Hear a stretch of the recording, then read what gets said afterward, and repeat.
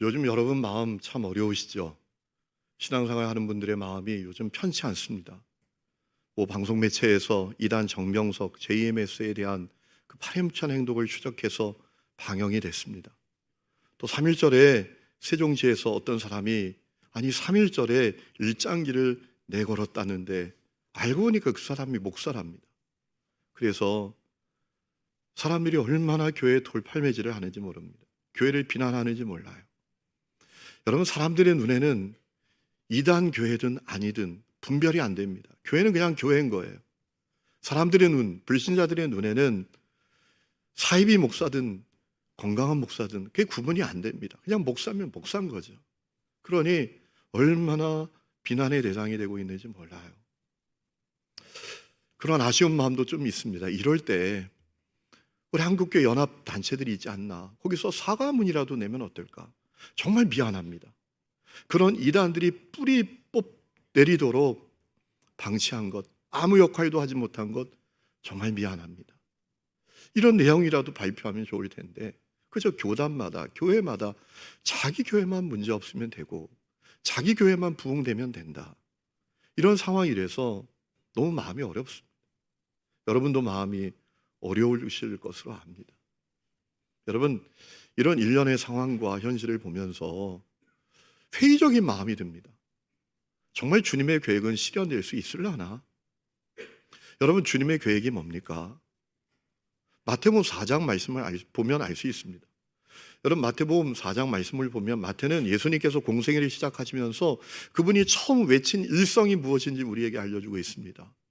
회개하라, 천국이, 하나님의 나라가 가까이 왔느니라 라고 외치셨다라고 했습니다. 여러분, 주님의 계획은 모든 사람들의 심령 속에 하나님의 나라가 임하는 것입니다. 여러분, 하나님의 나라는 너무나 소중합니다. 하나님의 나라는 완전합니다. 하나님의 나라에만 완전한 행복과 완전한 평화가 있습니다.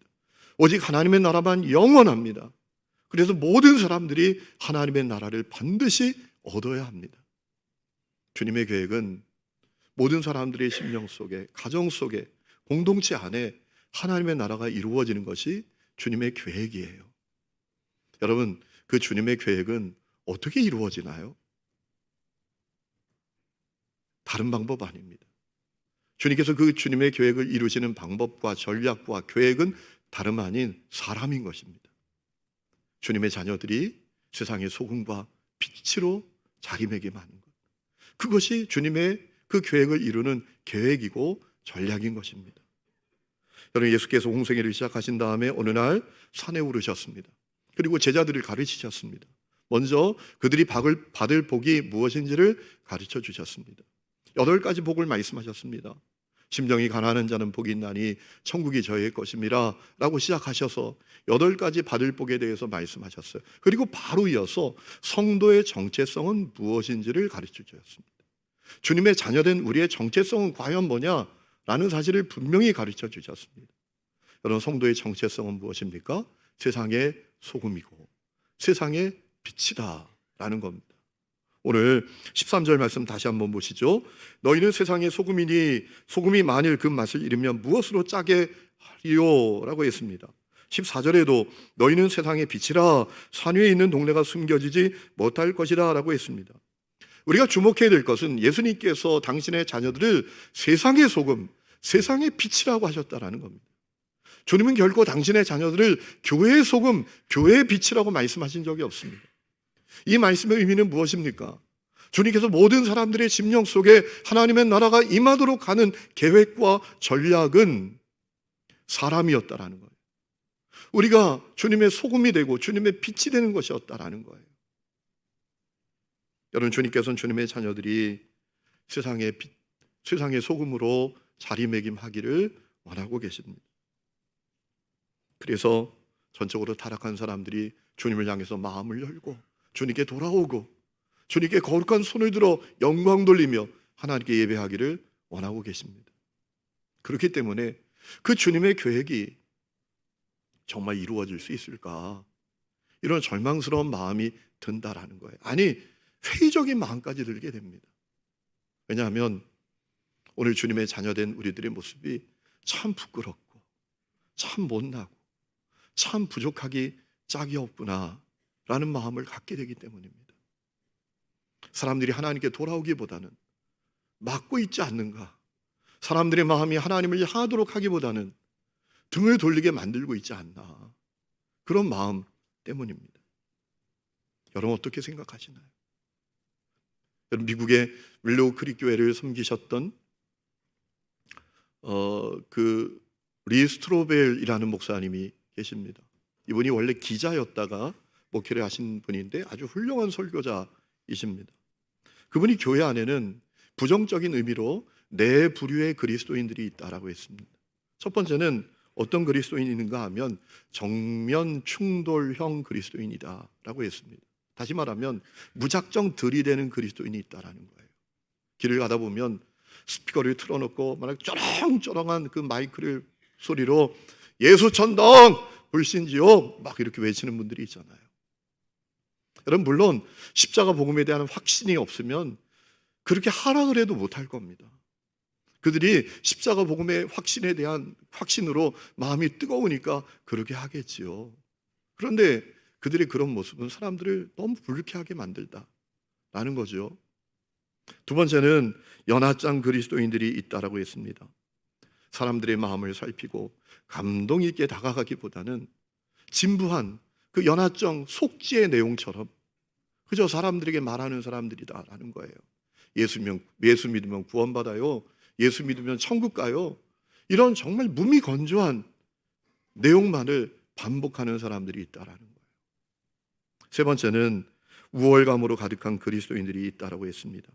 지나친 자기의에 빠지고 지나친 이분법적인 사고에 빠져서 불신자들을 벌레 보듯 하는 사람들이 있다라는 거예요. 자기는 선하고 세상은 악하고, 자기는 의롭고 세상에 있는 모든 사람들은 다 악하고, 사람들이 가까이 하기 힘든 그런 사람들이 교회 안에 있다라는 거예요. 네 번째는 무늬만 그리스도인이 있다라고 했습니다. 쉽게 말하면 이중적인 그리스도인이 있다라는 거예요. 누구보다도 이기적으로 행하고 누구보다도 비양심적으로 비도덕적인 모습으로 살면서 자기를 교인으로 소개해요. 누구보다도 무정하고 무례하게 살면서 오직 자기의 탐욕만을 위해서 살면서 자기를 교인이라고 소개하는 그런 무늬만 그리스도인이 교회 안에 있다라는 거예요. 여러분 저는 거기에다가 한 가지를 더 덧붙이고 싶습니다. 교회 안에 이런 사람들이 또 있습니다. 십자가의 복음을 알지 못하는 그리스도인. 교회 다녀도 십자가의 복음을 몰라요. 십자가의 복음을 만난 적도 없어요. 그래서 그저 육적 상태에 머물러 있어요. 그가 신앙생활을 하는 이유는 적어도 이런 거겠죠. 뭐 종교는 다 하나 가지면 좋은 거 아니야? 없는 것보다 낫지. 뭐 하나 믿고 살면 좋은 거잖아. 이런 상태에 머물러 있다라는 겁니다. 그래서 그의 관심은 무엇인가 하면 그저 내가 원하는 것, 이루는 것, 소원 성취하는 것, 형통하면서 사는 것, 내가 원하는 것을 다 가지고 이루는 것이 목적이에요. 여러분 교회 안에는 그런 사람들도 있지요. 종교는 자기가 원하는 바를 이루기 위한 그저 수단과 방법에 불과한 사람들이 있지요. 여러분 주님이 원하시는 것은 무엇입니까? 주님의 자녀된 우리들이 세상의 소금이 되고 빛이 되는 것입니다. 여러분 우리의 현실을 보면, 우리의 상황을 보면, 또 우리의 부족한 모습을 보면 정말 그렇게 될 수 있을까? 라는 회의도 들지만 성경은 분명히 우리에게 말씀하고 있습니다. 그렇게 될 수 있다고. 왜냐하면 십자가 복음의 능력 때문입니다. 여러분 고린도서 1장 18절 말씀을 보면 십자가의 도가 멸망하는 자들에겐 미련한 것이지만 구원을 받는 우리에겐 하나님의 능력이라고 했습니다. 여러분 십자가의 복음은 능력이 있습니다. 십자가 복음에 어떤 능력이 있을까요? 사람의 존재를 바꾸는 능력입니다. 여러분 십자가의 복음은 그저 우리의 마음을 윤택하게 하고 우리의 삶을 증진시키고 우리 마음에 좀 더 큰 평화를 주는 정도가 아닙니다. 십자가의 복음은 우리의 존재를 뒤집어 놓는 복음이에요. 고린도서 5장 말씀에 말씀하셨죠. 그런즉 누구든지 그리스도 안에 있으면 새로운 피조물이라 이전 것은 지나갔으니 보라 새 것이 되었도다. 십자가의 복음은 한 사람을 새로운 피조물로 만든다라는 거예요. 그에게 새 창조를 이룬다라는 겁니다. 그의 영을 새롭게 한다라는 거예요. 그의 마음을 바꾸고 그의 태도를 바꾸고 그의 인생의 가치관을 바꾸고 그가 살아갈 이유를 바꾸고 그의 존재를 바꾸어내는 것이 십자가 복음의 능력이라는 것입니다. 그래서 우리는 세상의 소금, 세상의 빛이 될 수 있다라는 거예요. 여러분, 그렇다면 주님께서 우리를 향해서 너희가 세상의 소금이다, 세상의 빛이다 라고 하셨는데, 그렇게 말씀하실 때는 우리를 향해서 주님이 어떤 기대를 가지셨던 걸까요? 오늘 말씀을 깊이 묵상하다 보면 적어도 세 가지 기대를 가지셨다라고 생각해 볼 수가 있습니다. 첫 번째는 우리가 희생하는 그리스도인이 되기를 원하셨던 거예요. 여러분, 소금과 빛의 중요한 특징 가운데 하나는 희생하는 겁니다. 소금은 자기를 녹여서 맛을 내잖아요. 소금은 자기를 녹여서 주변의 부패를 방지하지 않습니까? 빛도 마찬가지입니다. 자기를 태워서 불을 밝힙니다. 어둠을 몰아냅니다. 여러분, 하나님께서는 우리가 그와 같기를 원하시는 거예요. 우리를 녹이고 우리를 태우기를 원하시는 거죠. 우리가 우리 자신을 희생하는 그리스도인이 되기를 원하시는 것이지요. 여러분, 사실 오늘 희생이란 말은 사람들이 관심도 없는 말이에요.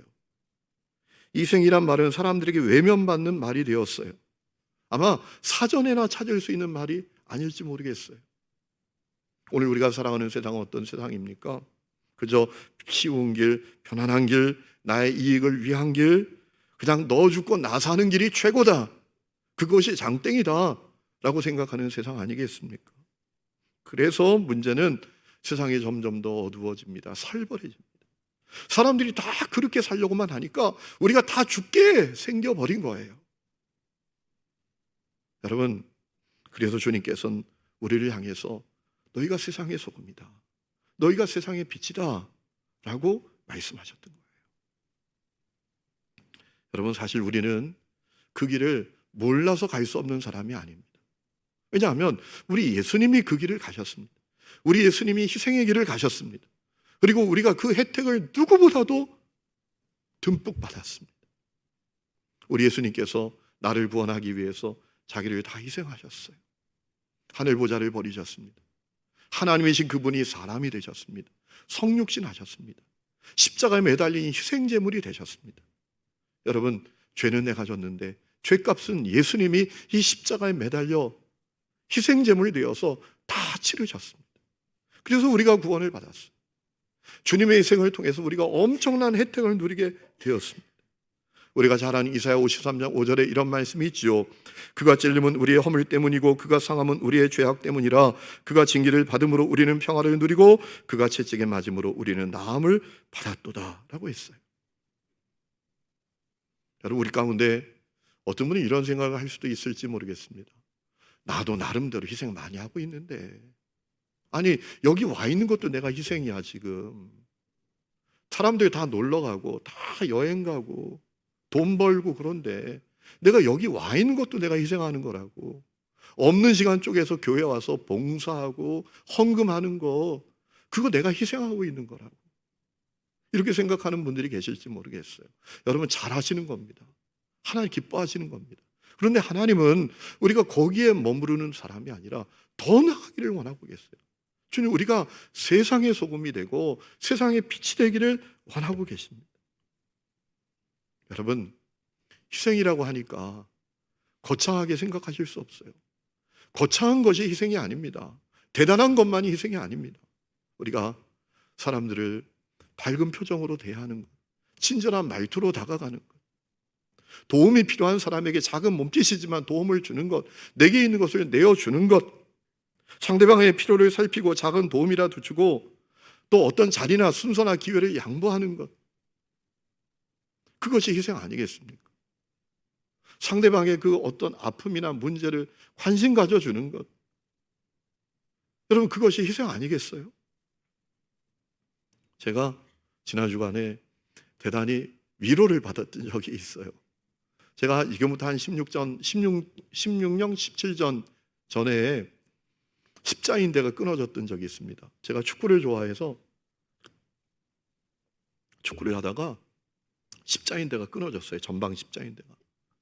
그때 의사 선생님이 그러시더라고요. 아, 연골이 많이 찢어져서 목사님 50 넘어가면 무릎이 많이 아프실 거예요. 굽히고 피는 거 참 쉽지 않으실 거예요.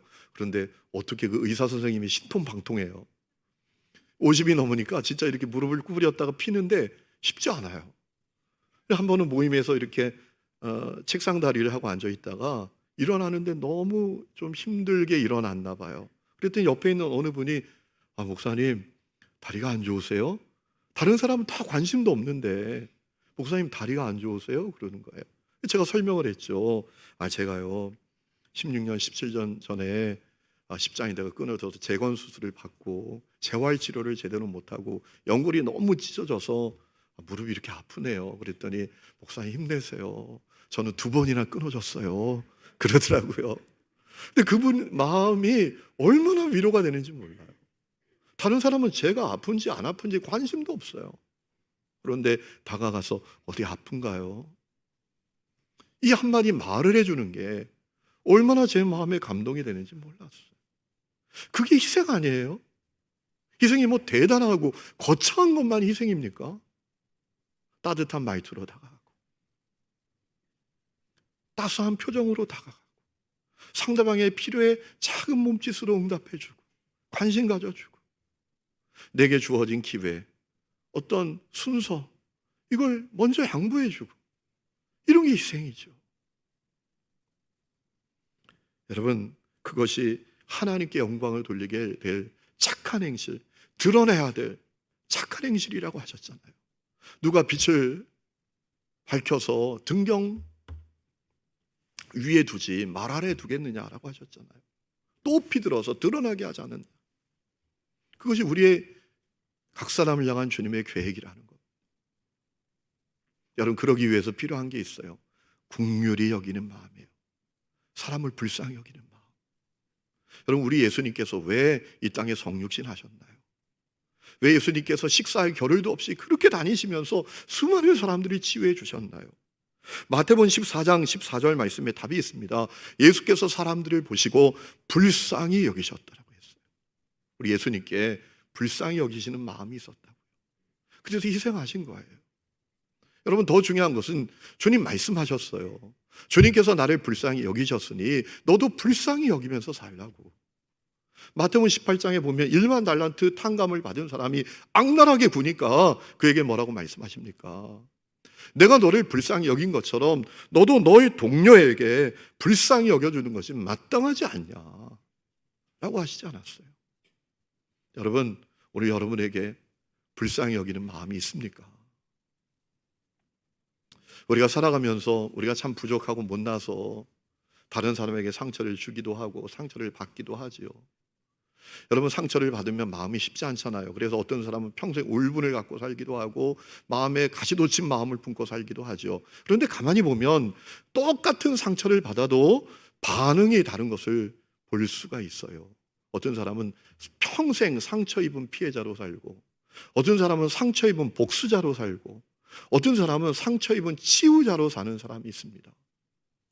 상처 입은 피해자는 그 마음이 깨진 유리 조각 같아요. 아파하고 힘들어하고 사람들에게 벽을 쌓고 평생 살아요.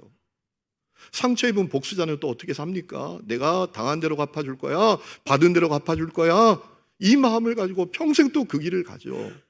많은 사람들이 그렇게 선택하죠. 그런데 여러분 똑같이 상처를 받아도 상처 입은 치유자로 사는 사람이 있어요. 내가 그 상처를 받았으니까 상처받은 사람을 이해하고 불쌍히 여기고 다가가서 도와주는 사람이 있다고요.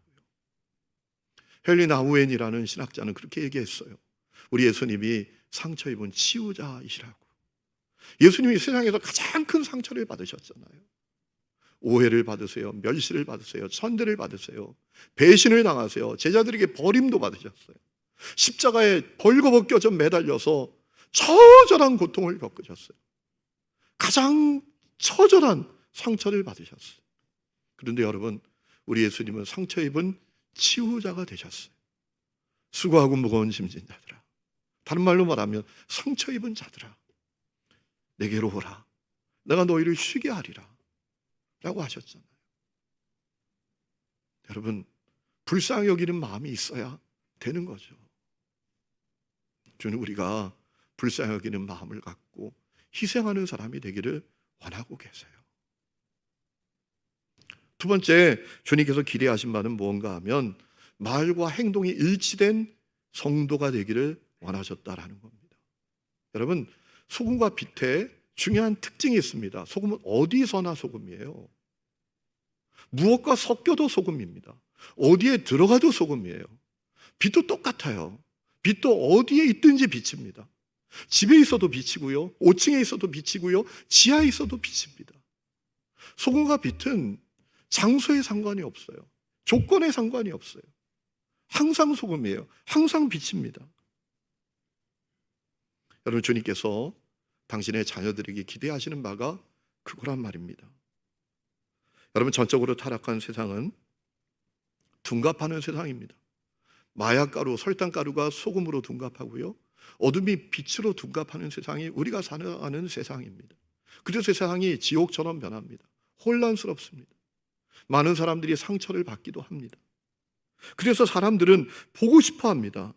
어디서나 소금인 사람, 어디서나 빛인 사람을 보고 싶어 하는 거예요. 그렇기 때문에 우리 주님께서 너희가 세상의 소금이다, 너희가 세상의 빛이다 라고 말씀하신 거예요. 너희가 어디서나 소금인 사람, 너희가 어디서나 빛인 사람이다 라고 말씀하신 거예요. 여러분, 우리 여러분은 어떤 분들이십니까? 어디서나 소금이신가요? 어디서나 빛인 분이신가요? 어떤 조건 가운데에도, 어떤 상황 속에서도 여러분 소금으로 존재하고 계십니까? 여러분, 사람들은 주님께서 우리를 향해서 너희가 세상의 소금이다, 빛이다 라고 말씀하셨기 때문에 우리를 보면서 알고 싶어 합니다. 저 사람들이 정말 어디서나 소금인 사람인지, 저 사람들이 어디서나 빛인 사람들인지 보고 싶어 하고 알고 싶어 하는 것입니다. 다르게 말하면 그리스도인들은 말과 행동이 일치되는 사람들인지 알고 싶어 하는 거예요. 저들이 말하는 것이 저들의 삶에도 있는지, 저들의 말에 있는 믿음과 사랑과 소망과 인내와 용서가 저들의 삶에도 있는지 보고 싶어 하는 거예요. 더 구체적으로 말씀을 드리면 저 사람들은 정말 다른 사람들인지 보고 싶어 한다는 겁니다. 부부 간에 갈등이 있어요. 그 갈등을 처리하는 방법이 우리와 다른지, 관계에 문제가 있어요. 그 관계를 회복하는 방법이 우리하고 다른지, 인생의 위기가 찾아왔어요. 그러면 그 위기를 해결하는 방법이 우리하고 다른지, 사람들 앞에 실수하고 잘못했어요. 자기의 실수와 잘못을 처리하는 방법이 우리하고 다른지, 인생의 겨울을 만난 사람을 마주하게 됐어요. 인생의 큰 시련을 만난 사람을 마주하게 됐어요. 그를 향한 태도가 우리와 다른지 보고 싶어 하는 거예요.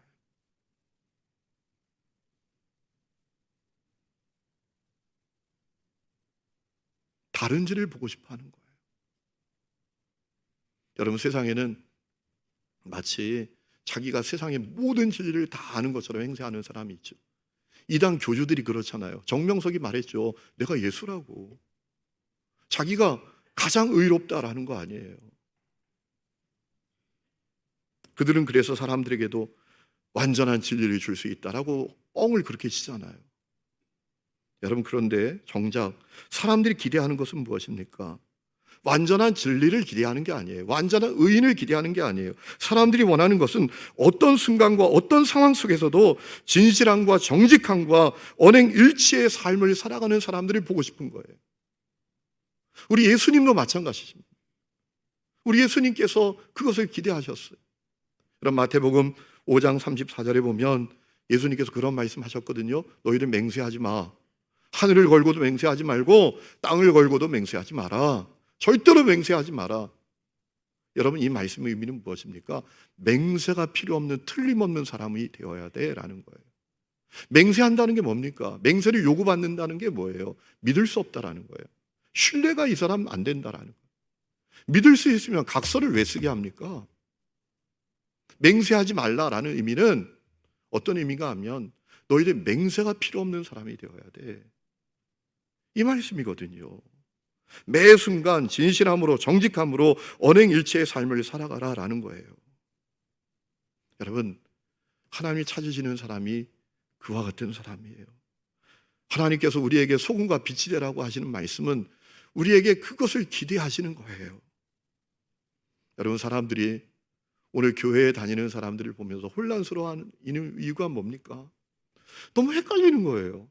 저들은 어떨 땐 소금이고 어떨 땐 아닌 것 같아. 저들은 어떨 때는 빛이고 어떨 때는 아닌 것 같다. 상황과 조건에 따라서 자꾸 바뀌어. 그러니까 너무 혼란스러워한다. 그러니 주님께 마음을 열지 않는 거예요. 주님께 돌아올 수가 없는 거예요. 여러분, 우리가 매 순간 진실함으로, 정직함으로, 언행일치의 삶으로 살아가게 되면 어떤 일이 벌어질까요? 우리를 통해서 복음의 영광이 드러나죠. 사람들이 주님께 마음을 열죠. 그리고 주님께 돌아오고 그들 속에 하나님의 나라가 이루어지는 역사가 일어나죠. 그래서 우리 주님이 너희가 세상의 소금이다, 세상의 빛이다. 어디서나 소금은 소금이잖아. 어디서나 빛은 빛이잖아. 너희가 그와 같아야 된다 라고 하신 겁니다. 또 하나 주님께서 우리에게 기대하신 것은 내게서 주님을 볼 수 있는 사람이 되는 거예요. 여러분, 소금의 특징 중에 하나는 맛으로 승부하는 거예요. 소금은 소금의 맛을 갖고 있기 때문에 소금으로 인정받습니다. 빛도 똑같습니다. 빛은 빛을 발하기 때문에 빛으로 인정받는 거예요. 여러분 생각해 보세요. 제가 여기 백지가 있어요. 여기다 빨간 매직으로 불이라고 크게 쓰고 막 흔들어요. 그런데 아무도 이것을 빛으로 인정해 주지 않아요. 빛을 발하지 못하니까. 소금이 인정받는 이유, 빛이 빛으로 인정받는 이유는 맛을 갖고 있기 때문에 그래요. 빛을 간직하고 있기 때문입니다. 여러분, 그렇습니다. 우리가 주님의 자녀라면 주님 자녀의 맛을 가져야죠. 우리 속에서 주님을 볼 수 있어야죠. 주님의 성품, 주님의 삶을 우리에게 볼 수가 있어야죠. 여러분, 조나단 도슨이라는 미국의 유명한 선교학자가 있는데 그가 했던 유명한 얘기가 있습니다. 사람들이 보고 싶어하는 것은 복음의 내용이 아니라 복음이 무슨 일을 하는가이다. 맞는 얘기죠. 우리가 입으로 복음이 뭐냐 막 이런 거 얘기하는 거 사람들은 관심 없다라는 거예요. 사람들이 정말 보고 싶어하는 것은 뭔가 하면 복음이 도대체 뭘 하지, 어떤 일을 이룰 수 있지, 그걸 보고 싶어한다라는 거예요. 여러분, 사람들은 우리에게서 주님을 보기를 원해요. 우리의 성품, 우리의 태도, 우리의 삶 가운데 주님을 볼 수 있기를 원한다라는 거예요. 소금처럼 빛처럼. 여러분, 오늘 말씀을 드리면서 어떤 분들은 이런 마음을 가진 분들이 계실지도 모르겠어요. 아이고, 예수 괜히 믿었다. 아니, 저렇게 힘들고 부담되면 누가 예수를 믿겠어? 어떻게 그렇게 해? 아마 그런 마음을 가진 분들도 있을지 모르겠어요. 근데 여러분, 기억하세요. 주님이 원하시는 것은 완전한 사람이 아니라 다른 사람이 되는 거예요. 사람들이 여러분에게 기대하는 것도, 사람들이 하나님의 자녀된 우리를 향해서 기대하는 것도 우리가 완전한 자가 아니라 다른 자인 것을 기대하는 거예요. 여러분, 열왕기서를 읽어보면 북이스라엘과 남유다의 많은 왕들이 나옵니다. 그런데 그 왕들을 평가하는 기준은 하나밖에 없었어요. 그들이 다윗의 길로 행했는가 아닌가. 그 왕들이 다윗의 길로 행하면 훌륭한 왕이었어요. 그런데 그들이 다윗의 길로 행하지 않으면 훌륭한 왕이 아니었어요. 악한 왕이었어요. 여러분, 그러면 다윗의 길로 행했다라는 게 뭐예요? 우리가 여러분, 다윗의 길로 행했던 왕들이 있잖아요. 역대하 17장 말씀을 보면 여호사밧이 다윗의 길로 행했다라고 했죠. 또 열왕기하 22장 말씀을 보면 요시야가 다윗의 길로 행했다라고 하지 않습니까? 그러면 다윗의 길은 어떤 길이죠? 그 길은 완전한 길이 아닙니다. 여러분, 다윗도 허물이 있었어요. 그도 밧세바와 간음죄를 짓고요. 그의 남편 우리아를 전쟁터 최전선에 서도록 해서 죽였어요. 그가 다윗이었어요. 다윗은 절대로 완전한 사람이 아니었다고요. 그는 자녀 교육에도 실패했던 인물입니다. 아들 압살롬이 아버지에게 쿠데타를 일으켰잖아요. 자식의 손에 쫓겨다녔던 때가 있었던 왕입니다. 그뿐만인가요? 다윗에게 허물이 많았어요. 그러면 다윗의 길로 행했다라는 것은 어떤 의미일까요? 여러분, 다윗은 어떤 사람이었습니까? 적어도 그는 다른 사람이었습니다. 여러분, 그는 하나님을 기뻐했어요. 하나님을 사랑했어요. 그 중심에 그 마음이 있었어요. 그래서 왕이 되어서 한 일이 뭡니까? 여러분, 원래 블레셋에게 법궤를 빼앗겼었는데 법궤가 다시 돌아왔잖아요. 블레셋에게 엄청난 재앙이 임하니까 블레셋 사람들이 법궤를 다시 돌려보냈잖아요. 돌아온 법궤가 어디 있었습니까? 아비나답의 집에 20년 이상을 있는데 그 당시에 그렇게 많은 제사장 레인이 있었지만 법궤를 찾지도 않아요. 법궤가 왜 중요합니까? 하나님이 임재하시는 곳이니까 그렇게 중요한 거예요. 그러니까 그렇게 수많은 제사장과 레인들이 있었지만 그들 속에 하나님을 향한 갈망이 없었다라는 거예요. 하나님을 사랑하는 마음도 없고 하나님을 기뻐하는 마음도 없었다라는 거예요. 그런데 다윗은 달랐어요. 그가 통일 왕국의 왕이 되자마자 한 일은 뭔가 하면 하나님의 법궤를 자기 성으로 모셔오는 일이었어요. 그렇게 그는 하나님을 사랑하고 기뻐했어요. 그리고 그는 자기의 잘못을 인정하고 회개하는 인물이었어요. 밧세바가 간음죄를 지었을 때 나단 선지가 찾아와서 책망하잖아요. 나단 선지자가 비유를 들어서 다윗이 그 한 죄를 낱낱하게 고발했잖아요. 여러분, 왕이니까 이럴 수도 있잖아요. 어디 와서 떠들어, 어디 와서 까불어, 가버려, 이렇게 할 수도 있었는데 다윗은 그 죄, 자기의 죄를 깨닫고 납작 엎드립니다. 철저하게 회개합니다. 자기의 죄를 감추지 않아요. 부정하지 않아요. 모면하려고 하지 않아요. 자기의 죄를 인정합니다. 그뿐만 아니라 자기가 교만해서 인구조사한 다음에 하나님께서 그 죄값을 물으시잖아요. 여러분, 이스라엘에 전염병이 돌게 하시잖아요. 여러분, 다윗이 그것을 기꺼이 받아요. 그러니까 다윗은 완전한 사람이 아니라 다른 사람이었어요. 여러분, 하나님 우리에게 원하시는 건 우리에게 소금이 되라, 빛이 되라라고 말씀하시는 것은 우리가 완전한 사람이 되라고 하시는 게 아니에요. 다른 사람이 되라. 다른 사람이 되어야 된다 라고 말씀하시는 거죠. 제가 지난주 이 북악산에 올라갔다 오는데 여러분, 세상에 꽃이 폈어요. 놀랍지 않으세요? 꽃이 폈다고요. 산에 꽃이 폈어요. 산수유 나무에 꽃이 폈다라고요. 노란 꽃이 얼마나 예쁘게 폈는지. 여러분, 제가 문득 그 꽃을 바라보다가 그런 마음이 드는 겁니다. 야, 꽃 한 송이 핀 것만 봐도 봄이 온 것을 느낄 수 있구나. 꽃 한 송이 핀 것만 봐도 봄이 온 것을 느낄 수 있구나. 여러분, 그렇습니다. 우리가 소금과 빛으로 살면 우리를 꽃으로 여기는 사람이 생기게 됩니다. 아, 희망이 오구나. 희망이 있구나. 봄이 오는구나. 이 마음을 갖는 사람이 생길 겁니다. 그래도 아직도 살아볼만하구나. 세상이 절망적이지 않구나. 희망을 갖는 사람이 있을 거고, 죽으려고 하다가 살려고 하는 사람들도 생길 것 아니겠습니까? 그리고 그가 꽃이 되는 거죠. 그리고 그 역사가 계속 이어지게 되는 거죠. 그러면 어떻게 되죠? 황무지가 꽃밭이 되는 겁니다. 거친 광야가 꽃밭이 되는 것입니다. 여러분, 그것이 하나님의 계획이고 전략인 거예요.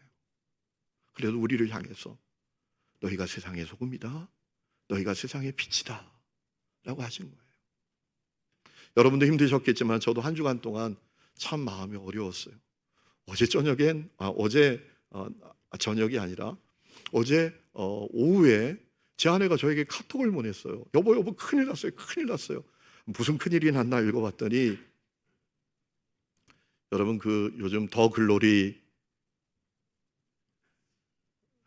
전혀 공감이 안 돼서 얘기가 안 되겠는데 넷플릭스에 더 글로리라는 드라마가 하잖아요. 근데 그 시즌 2가 이제 방영이 되는데 그 줄거리 가운데 학폭을 그렇게 하는 아이의 아빠가 목사라는 거예요.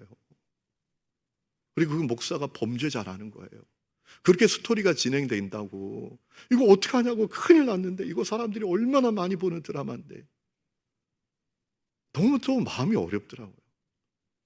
여러분, 그때 주님이 그런 마음을 저에게 주셨어요. 야, 너가 JMS 누구죠? 정명석 너 바꿀 수 있어. 너 3.1절에 아니 일장기를 내거는 목사 너 바꿀 수 있어. 너 그 더 그로리 작가 가서 너 그 마음 바꿀 수 있어? 못 바꿔. 너 못 바꿔. 나도 어려워. 나도 어려워. 그건 네가 못하는 거야. 언제든 빛이 있으면 어둠이 있었던 거야. 언제든 알곡이 있었으면 가라지가 있었던 거야. 너 못 바꿔. 그런데 하나는 너가 바꿀 수 있어. 너 마음 바꿀 수 있어. 너의 존재는 바꿀 수 있어. 너가 세상의 소금이 되고 너가 세상에 빛이 되면 되는 거야. 그러면 되는 거야. 그거는 바꿀 수 있잖아 라는 음성이 들려오더라고요. 성도 여러분, 여러분을 향한 주님의 계획과 전략이 있어요. 여러분이 세상의 소금과 빛이 되는 겁니다. 그것이 모든 사람들의 심령 속에 하나님의 나라를 이루는 나의 계획이고 나의 전략이다 라고 주님이 여러분에게 지금 말씀하고 계세요. 이 음성이 여러분에게 들릴 수 있기를 주의 이름으로 축원합니다. 우리 시간에 찬양 부르고 기도하는 시간을 갖겠습니다. 꽃들도 찬양합니다. 우리 시간에 찬양합시다.